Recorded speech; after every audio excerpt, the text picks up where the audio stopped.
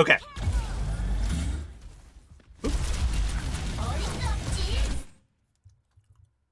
I mean, I'm just going to preface this not to discourage you at all. Diva is one of the most complicated heroes in the game to play. Like, just in terms of, not her, like, mechanics or kit, but, like, the sheer number of things that are your personal responsibility is staggering. And getting all of those, like, in the right order and handling them can be very hard. That said, once you start getting a handle on those things, you will hard farm this elo. So, like, that's not intended to discourage you. Just, like, I might be about to dump, like, a lot of shit on your head. Yeah? So, first things first, you have insane mobility for a tank, yeah? It's even better than Monkey, and, like, you can kind of play like Monkey now a little bit with your 3 seconds of DM. Diva... In Overwatch 1, Diva was an off-tank, right? It was your job to, like, control off angles, outer lanes, etc. And then you would be paired with a main tank, for example, Monkey, who would do main tank things. Well, now you have to do both. You are main tank and off-tank both, and you still have to do both those jobs. So, just starting on this roof to begin with is really nice because you can always booster away. Once you booster in, now you're here for 4 seconds and you can't go anywhere else, right? And, like, this is a really nice place to start for Monkey. You can do what's called popcorning on Monkey, which is, you know, you let them start walking around the corner, and then as soon as some of them go around the corner, I'm stuck on this wall. You just sort of drop, do some damage, DM or bubble, depending on which hero you're on, be annoying, and then you jump or fly back up where they can't get you as soon as they turn around to deal with you. You don't take too much damage while you're down here. You're not even trying to kill anything while you're down here. You're just splitting them apart. You're getting cooldowns out. You're being annoying. And getting multiple people to turn around away from their team, just as their team, their tank, for example, turned a corner. Well, now that tank doesn't have any help. Now however many people turn this corner are fighting the entire rest of your team by themselves while you keep the rest distracted. And then you jump up, you get your cooldowns back, you drop and you do it again. You jump up, get your cooldowns back, drop and do it again. Popcorning, right? So, all that to say, if that's like our starting thought, we just sort of like start up here, right? We're just ready to drop on them when they turn this first corner. We can't really get punished because of our DM. We can always get out. Just make sure you don't get, like, hooked, right? Because that's the thing that'll fuck up this whole plan, is this guy's hook. But anyway, so we're up here, we're chilling, we're doing whatever. This Hanzo comes, boom. We force this Hanzo out, which you did. Great job, yeah? That was exactly what you needed to do, was force him out. Our Moira feeds, it's unlucky. Can't do much about that other than, again, many jobs, right? Forcing out this off angle was your job. Watching this guy for hook so you can DM the hook, also your job. You are a super defensive tank in a lot of ways. But that happened so fast, like, both those things happened at the same time. And if you had DM'd the hook, the Hanzo might have hit the headshot and set. So, like, this one wasn't your fault. You're Moira hard-fed here. Unlucky. But we should, though, like, we should be keeping an eye on this hog as well. Am I stoned yet, or will that be later this stream? I am a little bit, and I will be getting more so as we go. But yeah, sometimes it is hard to tell because I am a professional. I've been doing this for a while. Mentioned that in TC2, we were communicating some during the match. Cool. But anyway, so we're here, and like I said, contesting off angles is explicitly your job. So now that we're here, we see this Widow, and you seem unsure what to do about the Widow. Like, your first instinct, I think, is to just avoid and ignore her, which on a lot of heroes, most heroes in the game, that's the right call. That is what you do with a Widow, is you just avoid and ignore her, and then she's useless. but you can actually fuck her day up. So then we fly over onto this Widow who just used her hook, right? She can't get away. She's dead. She just committed suicide. You fly onto her. She's going to drop. You can drop to finish her off. You still have DM, and you'll get your boosters back to fly back up. Like, this is just a free kill right now, so you should absolutely murder her. Diva, added to your list of plays to make. You're an assassin, yeah? You see somebody kill themselves like this. You say thank you, and you help them out with that. But, all that to say, this popcorning, staying on high grounds, etc. Where did we go from here? Oh, wrong button. There we go. So we're chilling up here. We're just, we get hooked down, and then see how you fly through the low ground and into the choke?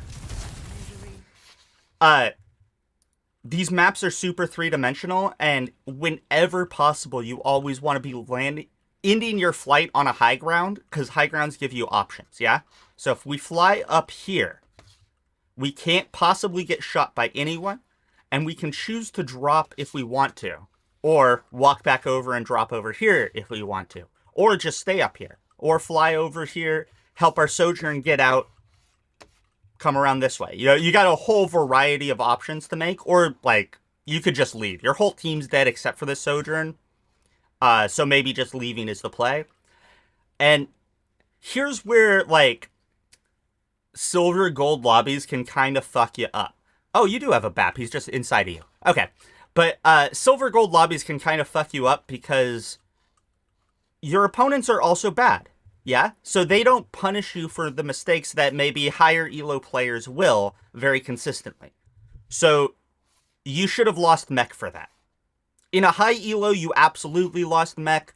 In, like, even plat, you probably get hooked back in and lose mech. But if you get out just barely, and you can't do shit for a while your BAP is healing you up. Because you barely got out, yeah? So pathing to a high ground and cover immediately is just one of the single best habits you can build. All this making sense so far? If you have any questions, like, please feel free to hit me up. As previously mentioned, I am a little stoned, and also sometimes I just explain things weird anyway. Like, you are not gonna hurt my feelings if you're like, what the fuck did you mean by that?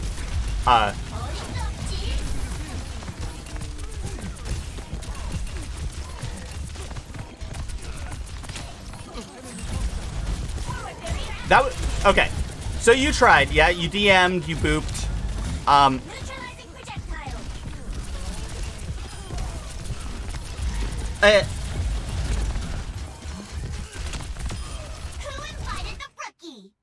not gonna, like, spend too much time on it, but, like, just as an FYI, I'm not talking too much about your cooldown management. I might later in the VOD, but, like, there are other mistakes happening, but right now I'm just focusing on, like, your positioning and your game plan, because I don't want to overwhelm you with just way too much shit, and also I think that's going to make the biggest immediate difference and give you something to build from. And then, like, future VOD reviews, we can go deeper into cooldown management and all the other shit, yeah? I love working with people across multiple VOD reviews, so, like, if you ever want to drop another VOD after this, please feel free. Nice.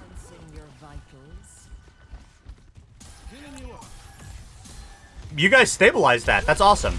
Okay. You're ready to help your Sojourn get out. I love that. Get your ass up to a high ground, though, yeah? Remember, the high grounds just give you options. Ed, as a tank, high grounds don't just give you options. High grounds give your teammates options. Your DPS, your supports that want to be doing damage, like your BAP, they can take angles that they wouldn't otherwise be able to because of you. They might not understand that, so, like, whether or not they do it is going to be real intermittent in this elo. I get that. But also, whether or not they're up here is independent of you, right? So, like, if they're up here anyway and they die, versus you being up here with them. You see what I'm saying? Like, they're going to come here or not, up to their own decisions, but you just being up here is good for everyone. It's good for you, it's good for them if they choose to come here. Good, good, good, good. You booped them down, you didn't overfly. Okay. Dang. So, bombing for kills. Well, let's just talk about your ult in general. First off, like, the most consistent value you will get out of your ultimate. Like, the thing that you can ensure, like, nearly every time you press Q is that you are going to get a full suit back. Here's an exception, because this guy turned a corner with whole hog and just rolled you. But, like, most of the time, yeah, you get back into suit after bomb, probably. If not, we'll talk about that in the VOD. But, like, it's a self-res. It is a free bonus life. And that is incredible value in this game, especially for the only tank. You die, you get to come right back into the game. That's huge. That's fucking massive. So I'm not saying never engage with bomb or use bomb for kills, but A, you want to use your suit first. Like, you can go make an aggro play, yeah? Just drop on the backline committing suicide because you're going to bomb anyway to get out. Or, you know, DM them for 3 seconds, shoot out your micro missiles, use all your cooldowns, which, A, you're just, you know, getting some extra value out of the suit before you throw it away, but B, that will help force more cooldowns out of them. And the later in the fight you bomb, the fewer cooldowns they will have, and the harder it's going to be for them to get away from your bomb and survive it. The more likely it is to get kills. There is such a thing as going too late, like going after you've already lost the fight is not great either, right? But you want to go as late into the fight as you can without having already lost the fight for maximum success of your ultimate, in most cases. The exception to that rule, and the only time I won't hate it if you, like, bomb with a full suit, is if you know, for a solid fact, deep, deep, deep in your heart, just you know this, you're going to kill at least 2 people and get out alive. At least 2 and get out alive. Then you can send your full suit and get a bomb. And, like, kill them, yeah? Because then it's going to win the fight anyway, right?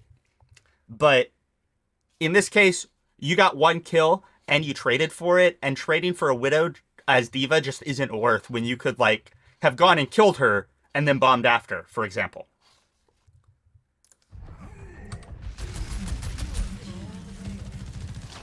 Yeah. Don't make the mistake of holding on to your ultimate forever either. Like, when you have it, you want to use it and start building your next. Just, like, get some value out of your suit before you throw it. It was more my point, yeah? Or even use it as an excuse to go make just a stupidly aggressive play, yeah? Go trade your entire mech for a kill because you get your mech back anyway. Oh, Tank said they were so they haven't finished their placements yet. They were gold in Overwatch 1. They're currently playing with silver players, but they haven't finished their placements yet. They will probably place in silver, but probably climb up to gold without too much trouble. But, sorry, I just want to see what happened with this fight one more time. I think it might have already been lost by the time you got here. Yeah, your Bap's already dead, your Moira.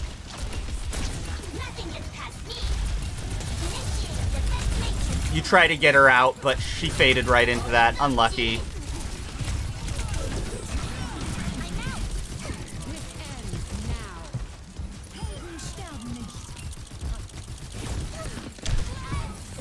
Yeah, okay.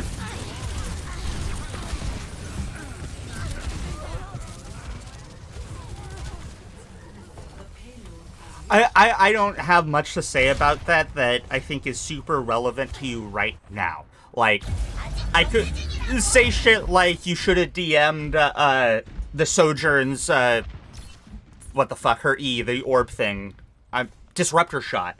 But, like, at your level, that's not the sort of thing that's, like, super important yet, yeah?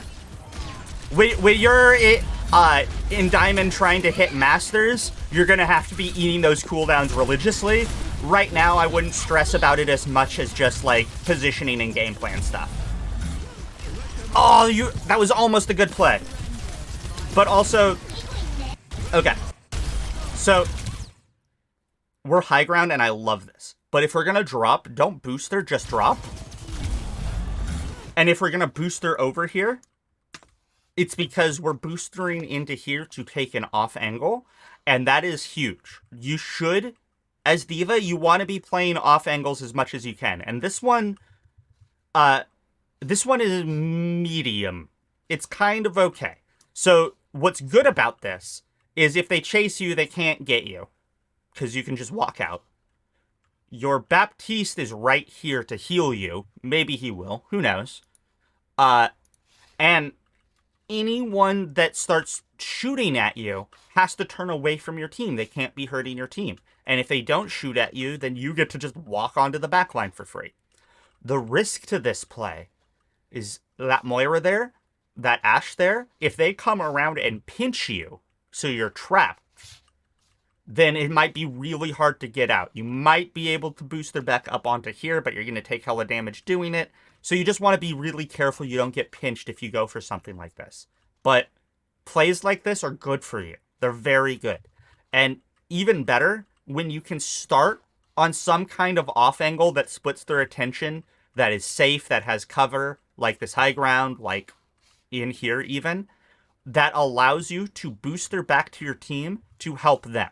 Right? Or booster wherever you're needed. So this is like a little bit far from your BAP. Is another reason why this is like only a mediocre spot versus like a actively great spot. Is you can't really... You would want to be able to booster all the way to here to get around cover so you're safe. And then DM these guys to keep them alive if something comes for them. Right? Going to say Genji or try... Gotcha. So once Genji died and you chose to abandon that plan, finish your booster over here because over here is safe. Choosing to stop here on the cart, now that you don't have your boosters, is really scary, especially since you don't have armor.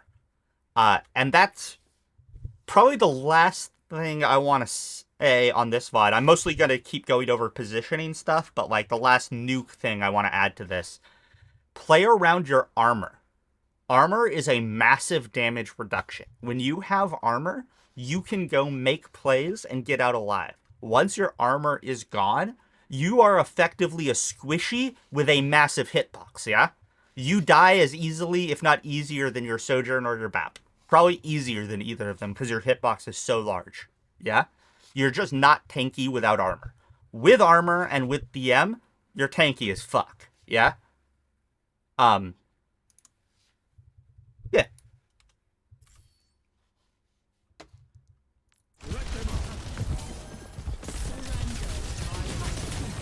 So yeah, just like flying up to a high ground here. Now that our... Good. I was gonna say, we could push with the Moira's Cull, but going up there to clear the Ashe off was really good. And so was eating the orb. Yeah, run these guys down. You keep canceling your booster early. And canceling your booster there, running into them does damage, yeah? It only does 15 since the nerf, but like, if you're going to cancel your booster, it's because you're canceling it here to not peek around the wall. If you're going to peek around the wall anyway to chase the kill, run into them, yeah? And even better is if, when you run into them, hit your melee. It used to cancel your boosters, and I'm a little bit sad that it doesn't, because that was how I would cancel my boosters, is I would run into them with the melee to cancel my booster, they get booped back, I stop, and it's nice and easy tracking from that boop, because they get kind of like locked into that animation. Yeah, it's a little bit harder now, because you have to hit the melee and cancel your boosters. Or maybe you just have hold to boost instead of toggle, but... Oh shit, thanks for the Prime sub, Nick. 18 months, goddamn. The Oest of G's. Baby Diva dies even less fast when you don't have armor.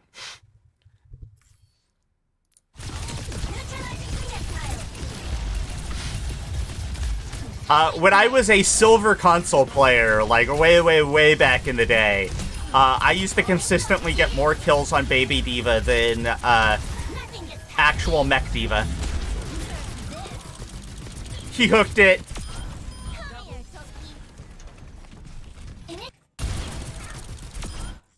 Oop. I just want to see. So, I want to talk about the timing of this ult because it's a mixed bag, yeah? So, for all the reasons your previous ult was bad, like those are all the same reasons this one was bad, right? You didn't really use much of your mech. It was yeah, like you had your full suit basically, right? You gave up your self-res. That said, you did get some reasonable kills for it. You didn't trade for it. Like, that's all good.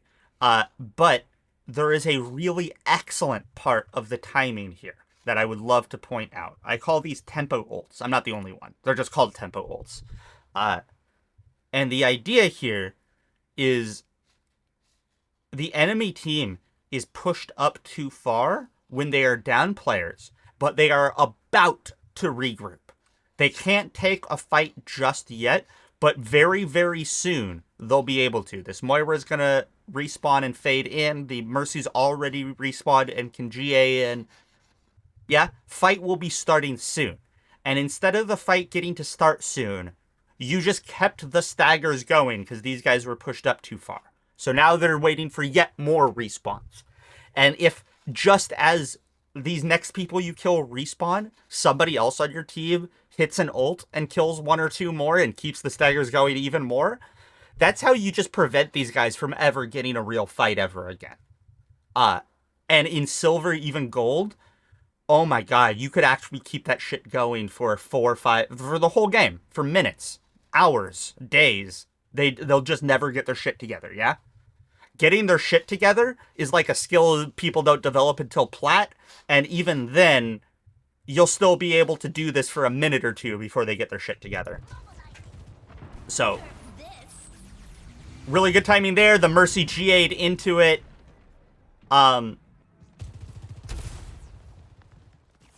Yeah.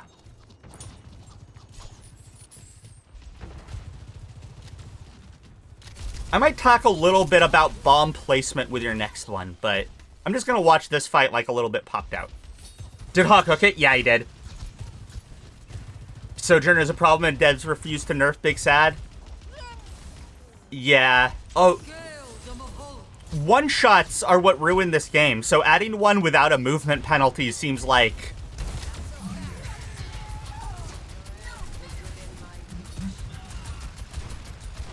Let me watch that from your POV, but I think they mostly just hit Q here.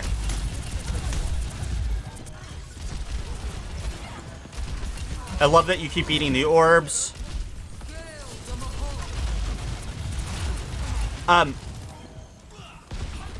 Save your micro missiles for something you can kill, because they do 125 in a burst. They're good for knocking off armor for targets that have armor. Because your shotguns do half damage into armor because of the damage reduction. It's brutal.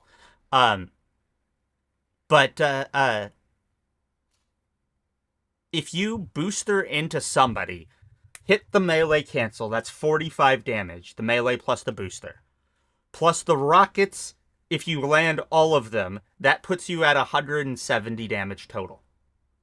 For a 200 HP hero, that means only 30 damage from your shotguns. They're literally dead before the micro missiles even finish going off if you, like, are aiming at their head when you run into them, if you barrel stuff their head. So with your micro missiles, you're an assassin. Without them, you're just kind of chill. You can go do a whole bunch of shit, but you can't kill anything, typically.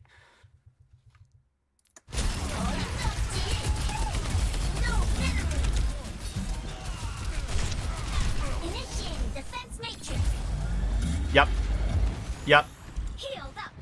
Good, good, good. Wait until you get closer, yeah? Fly into them, and then micro missile as you close the distance so you land more of them. You can use your DM as you close the distance even. Nice shooting. That was good. Like, I mean, the stuff when you add mech, less good, but the stuff with Baby Diva, good. Okay. I'm gonna skip a little bit to your attack and watch some of your attack. Just to see if there's, like, anything new to talk about. But do you have any questions about any of this so far? I'm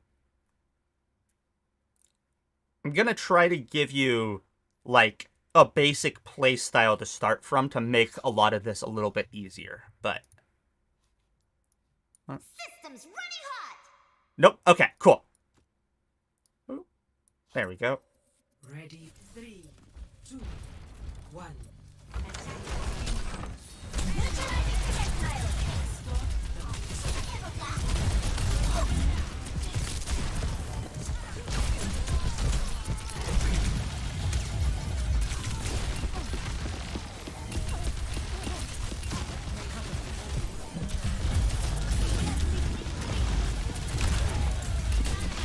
Nice eat on the dynamite.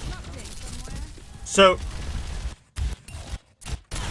this was actually really good at adapting and dealing with a whole variety of threats with, like, one small mistake that's really important. Mostly in higher elo. So, just to watch this one more time. We tank the hook. It's actually really good for you to tank the hook. Because you can, when you have full resources, because you can get out alive, and DMing a teammate who gets hooked is iffy, right? Like, sometimes it just doesn't work. We don't get there in time. So, like, choosing to tank a hook on purpose is really good for you. And then we see this, and we go to deal with this. And this was the mistake. Not landing on this corner on this high ground. That was it. Literally, the whole mistake for this entire first bit is you didn't land on this high ground. Because that means we've lost all of our armor. We take so much damage here. Our supports are able to double pocket us and get us back up. But understand that the fewer resources you take from your supports, the more resources they have to dedicate to your DPS. So your DPS can then go do more. Or the more damage they can do themselves. Like, these two supports maybe a little bit less so, but especially, like, when you had a BAP, Ana, like, you want those supports to be doing damage. Everyone's life gets easier if your supports can be doing damage rather than having to heal. Because it's extra pressure on the enemy, and it makes it harder for the enemy to do damage to you in the first place. So, all that to say, this was... the small but big mistake was not ending on that high ground, because now you take hella damage, and you take hella resources away from your team just to keep your mech. In a situation that you could have easily avoided, yeah? That said, now we see this asshole, and we go deal with her.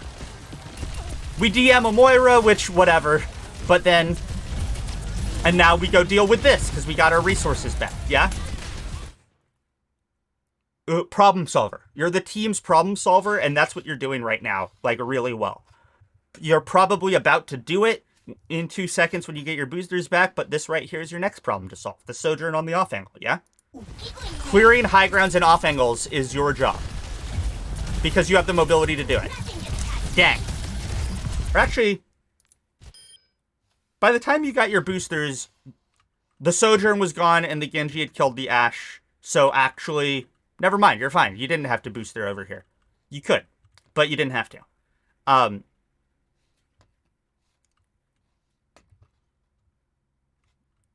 don't want to show this. Okay. So, it can be kind of hard to see on sub-maps. And this one's a little bit weird, but it's not the weirdest.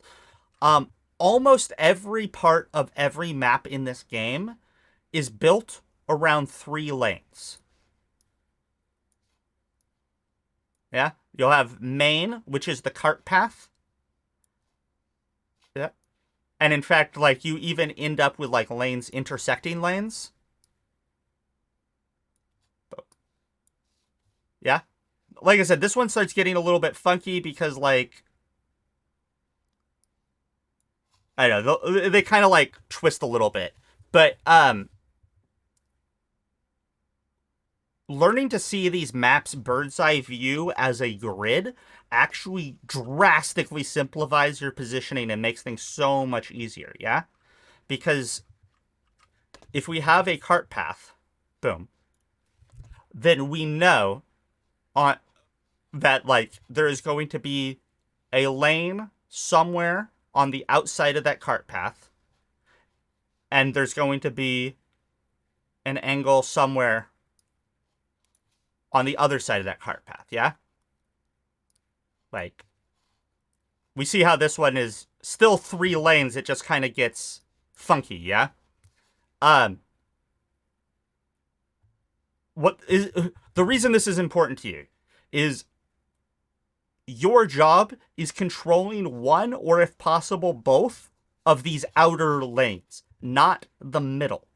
Being in the middle is not that you should never go there. You have to go there sometimes, but it's generally bad for you. When you're here, this is where you eat shit tons of damage. Yeah?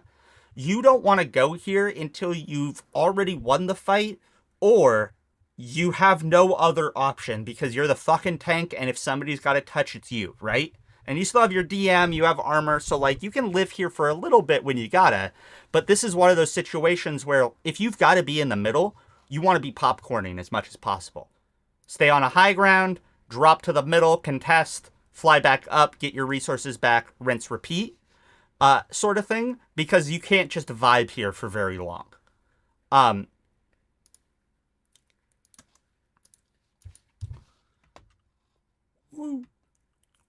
So what that means practically is rather than worrying about this cart and coming to the middle, your first instinct should be to fly to a high ground off angle. I keep talking about this, but like I'm going to keep talking about it. And then from here, from this off angle, which you are now controlling. Yeah, it's unlikely, especially in this elo, somebody is going to come up and over this wall and flank around this way. But by being here, you are denying half of the map from the enemy team while still being able to shoot into the middle and contest the middle. A more relevant angle for this particular fight is if you were to come over to this side where the Ash was. This is where people might flank, come up, and get an angle on your team and just kill your backline for free from this high ground. But if we come to here and we're shooting their backline, they have to come through us to get there, right? So we're holding space, denying the off angle that the team wants, while shooting the enemy backline, getting them to turn away from their tank, causing all kinds of chaos and problems. And if they push us, we just fly away, and we got DM and all that other shit. I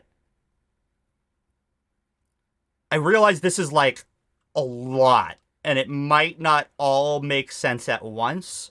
But like this is the power of off angles, and like your job is to be doing this to the enemy while denying the enemy team from doing it to you. You can't do that from here. If you're here, they can just walk right around you and kill your entire team for free. If you're sitting on your team, yeah, you can protect them more easily, more directly, but the enemy team can just surround you and shoot you from every direction, and it becomes hard for you to deal with it all. If you fly onto one angle, the other angle is free. So, as you're walking, especially on attack, think about clearing the map. An example might be, we come up here, we just like look to make sure nobody's over there. We booster up, we clear this high ground. As our team's walking up, we can walk through here, maybe booster around and clear this high ground, and that lets us walk around, and we're clearing the map as we go. And now that we're here, their options are back up, or somebody with mobility could come up to this window or come around here. And at that point, unfortunately, you are dependent on your DPS. You can only do so many things. It is a team game, right? We can't just fully control everything all by our lonesome all the time. But you can get pretty close. Yeah, as Diva, you can control a fuckload of this fight. And deny most of the angles from the enemy, even if there's still going to be one that's open.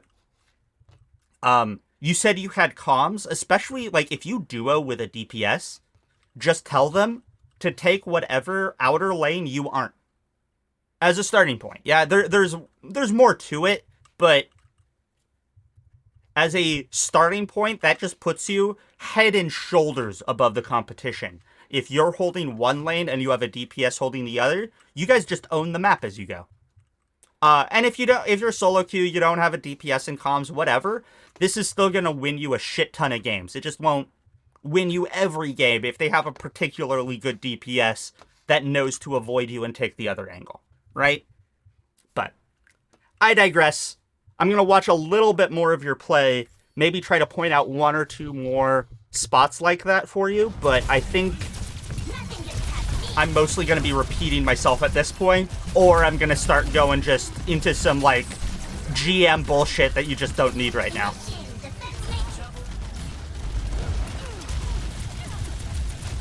Fate Reaper Kitsune Rush, dude, that shit is a horror game itself. I finally got to play Reaper with a Kitsune Rush. It's so fun. Holy shit.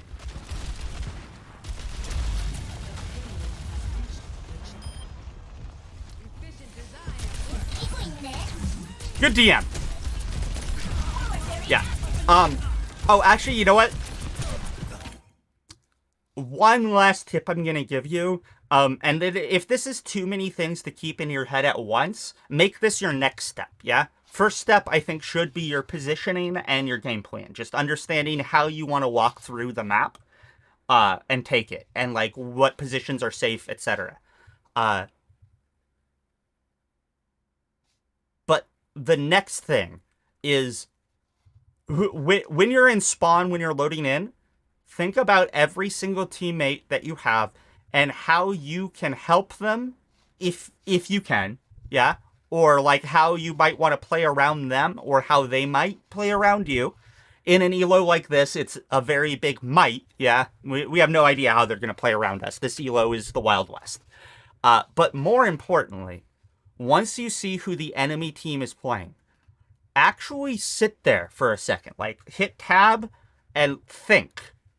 It'll become automatic later, but in the beginning, you have to do the work. You have to think this through. And think through every single hero they have, and think about what you need to do about them. So Diva is a really strong counter to Reaper. You want to mark this guy. When he comes in on your team, if you DM him while hitting your micro missiles, he has to leave, which wastes his cooldowns, and you'll get yours back when he comes in again. And if he doesn't leave, he'll die to your team because he won't have the self-heal while you're DMing. Yeah? Hog. You need to be marking the Hog as well for this exact moment so you can DM the hook. Lucio you can't do much about. Ashe is going to like to off-angle. So Ashe, we know we're going to have to force off of angles probably. And if we can eat the dynamite, that's nice. That's really good because it slows down her building bob. Mercy, we can't do too much about. Yeah, she's just going to fly away from us. Maybe if we're lucky, we can kill her, but whatever. So, looking at the enemy team, I know that I am watching both DPS and the tank, and I don't really care too much about the supports because I can't do much about these.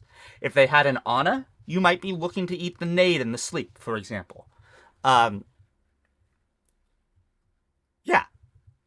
So, and then, if we're watching for these three, then it becomes which thing happens first and how many of these can I take care of in a single fight by putting myself in an optimal position to get to everyone, yeah? Which is hard. Like, that's yeah, when our brain starts growing 3 sizes, right? We got to get big brain there. But it kind of comes down to what happens first a lot of the time. If this Reaper goes in first, then you DM the Reaper and hope to God that Hog doesn't land the hook on somebody else while you're doing it.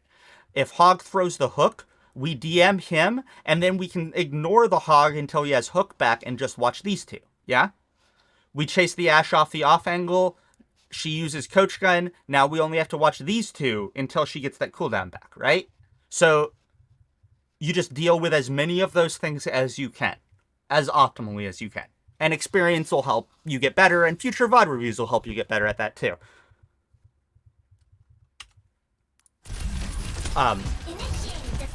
But like I said, that's step 2. I care more about you getting your positioning right first, and then once your positioning is more instinctive, something you don't have to think about as much and you just know where you need to be, then adapting those positions to account for the specific heroes becomes a lot easier. Trying to do these at the same time, I think, might be a little hard.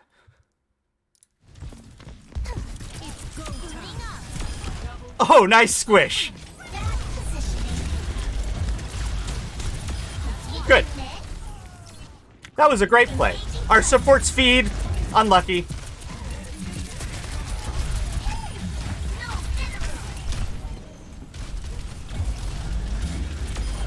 Good. I'm just getting started. Good, good, good. Such grievous wounds.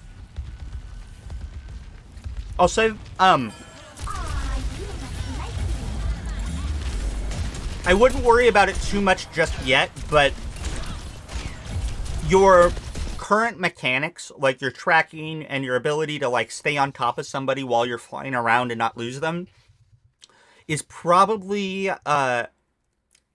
going to level out around plat. Or not level out, but like your current mechanics probably peak you in plat right now. Yeah? If you want to climb above plat, we're going to need to improve our mechanics. But the other stuff I think matters more.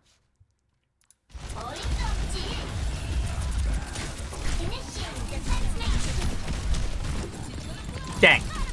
So like stuff like that, you just stay in too long, right? You don't have to win these fights. You have to contest them and you have to get out alive so you can contest them again. So we have our armor, it's just the Reaper. Now we lost our armor and we can actually die to this guy. We don't have our micro missiles, so we hit this DM as we leave. And now that we've seen this, we cannot possibly win this fight, so we're just gone. When we get our resources back, we can fly back up and try to knock them down, and maybe try to kill one of them or something. I know mechanics are my weak point, but I can't seem to improve. It might be a sensitivity issue. It might just be spending some time working on your tracking, like in an aim trainer. Like I said, it's not what's holding you back now. It's what will hold you back in the future. So I wouldn't worry about it too much. Yeah, your mechanics are better than silver, and they're fine for gold.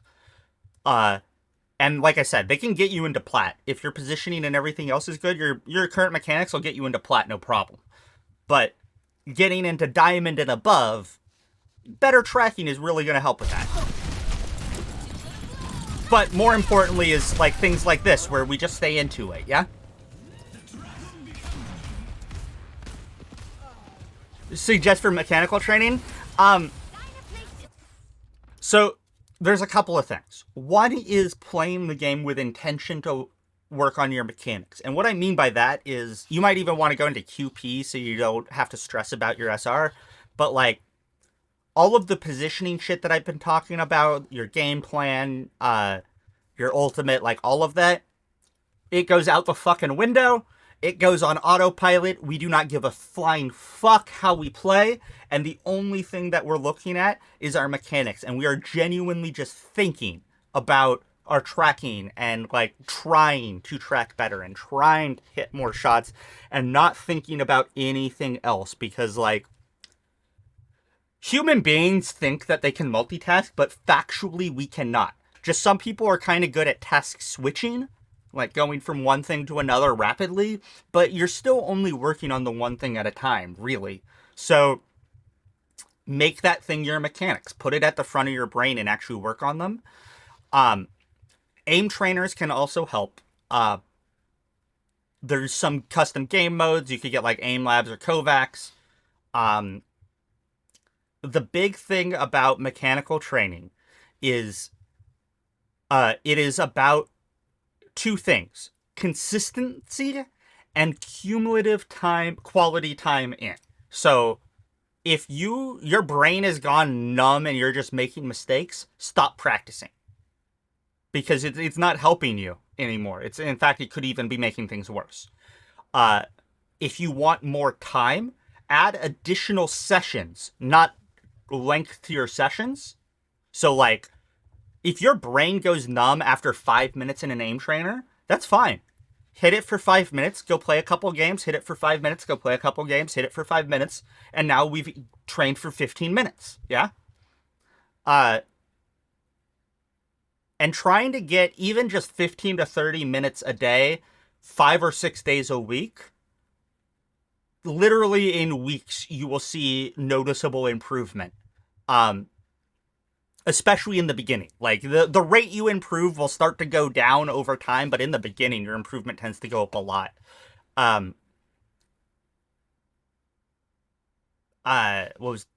Right. The big thing, though, is consistency. So do not burn yourself out, right? Like, some people are like, I want my aim to be really good, and they just go way too hard at it. And then they cannot fucking stomach launching their aim trainer the next day. And they take 2 or 3 days off. And then they go back and then they do a marathon session to try to make up for it. And then they take 2 or 3 days off. And that's not good. It is better to spend less time that you can manage, like I said, 5, even 6 days a week. And that will see dramatic improvement.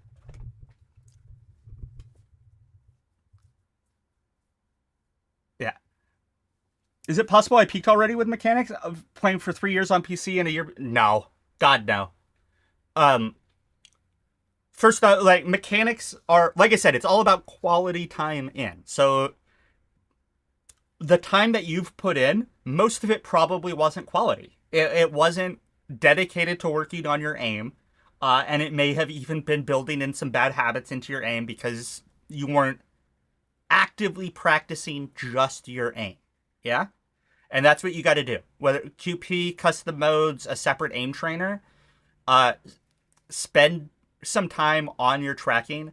And like I said, it's short sessions, multiple times a day, as many days a week as you can, basically, and keep it as consistent as you can. Yeah, 3 5-minute sessions a day, 5 days a week even, isn't a lot, but it's enough that you'll probably have diamond mechanics inside of a month. Yeah? And masters mechanics maybe 6 months after that. But like I said, you're going to get diminishing returns, and also just people are going to get better and better as you climb, but I'm not giving up.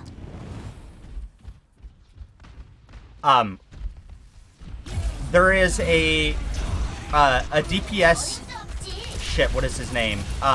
Iced. There's a DPS streamer named Iced.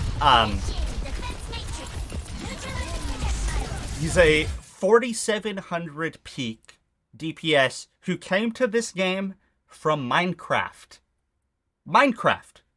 He had never played an FPS game before. He is famous for his aim now. And the way he got his aim was realizing that he couldn't aim for shit and deciding to... He made a Widow one-trick account. And he hard-locked Widow for, I am not exaggerating, 14 hours a day. 14 hours a day, 7 days a week, for 6 months. 6 months. His entire life was nothing but Widow. And doing aim trainers in queue until his hand started to hurt. Once his hand started to hurt, then he would use his Qs to take a break. But otherwise, it was aim trainers in queue and Widow for 14 fucking hours a day. He has stated it was stupid, and I don't think I could ever do anything like that ever again. But if you put the time in, you can get the aim. I think that's a stupid way to go about it, but like, he got professional quality aim from nothing in 6 months by doing that.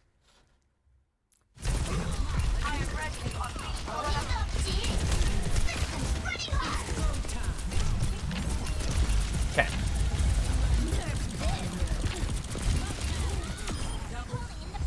Nice bomb. Nice squish. So I'm just going to give you like one last little parting tip for your bomb because it's kind of fun. And I'm probably going to call the VOD here. And that is, so these are called Poco bombs. Try to slide the bomb off of something. So, trying to think. We were like over here.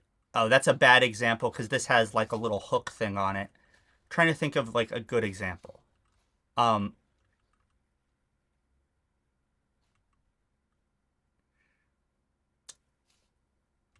You know what? My brain has just gone blank, so I'm gonna make up an example for you just to show you what the fuck I'm talking about. If we pretend that this little hook thing wasn't there, because this will catch your bomb. So, like, if we just pretend that piece of architecture doesn't exist for this example, we're over here, we shoot our bomb at this wall, and what'll happen is these people, the enemy players, will back out around this corner, and they're going to see the marker over here and think that they're safe. But what the bomb's going to do instead is it's going to hit that wall, and it's going to slide along it. And then it's going to come around this corner, and it'll just, once it's along this wall, it'll just stay along this plane, however far until the boosters run out or explodes, whichever happens first. And you get the people around the corner that just were not expecting that bomb there, because from their POV with the wall hacks, they just saw, here you are, they just saw a bomb go here, and then it did something kind of weird. And then it peaks them last second just before it explodes. Like I said, because of this little corner here, this is sort of a bad example. And this bomb was fine. This was a good bomb. They're so deep into open space, like, even without this hook here, you can pretty much guarantee you're going to kill something. So, like, good bomb. I just was looking for an excuse to tell you about the poker bombs because they're fun. Yeah. All right, I'm going to call this VOD here. Do you have any questions about this? And like I said, please feel free to drop more VODs in the future. There's so much to build from here. And I just didn't want to, like, overwhelm you with shit. I might have done that anyway.